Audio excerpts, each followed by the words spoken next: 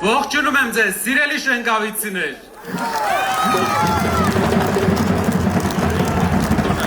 Շենգավիթը ստեղծվել է հայ աշխատավորի կողմից։ Ձեր բոլորի ծնողները, դուք նաև ժամանակին աշխատել եք, որպեսզի Հայաստանը վերածնունդ ապրի, որպեսզի Հայաստանը դառնա լավ ուժեղ երկիր։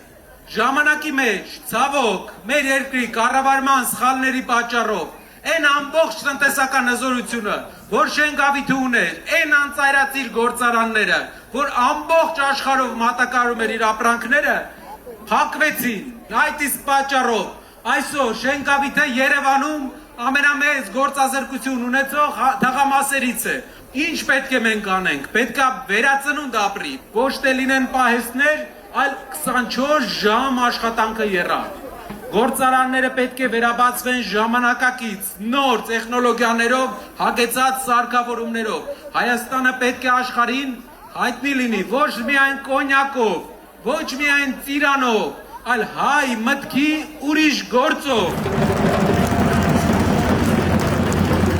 Պետք է ամեն տարի մենք փոփոխություն զգանք մեր մայրաքաղաքում։ Որպեսզի իմանաս մարդը ինչպես է փոփոխություն բերելու, ինչ է անելու ապագայում, նայի թե ինչ է նա արել անցյալում։ Կարապետյանը չունենալով որևէ պաշտոն, որպես հայ ազգի զավակ,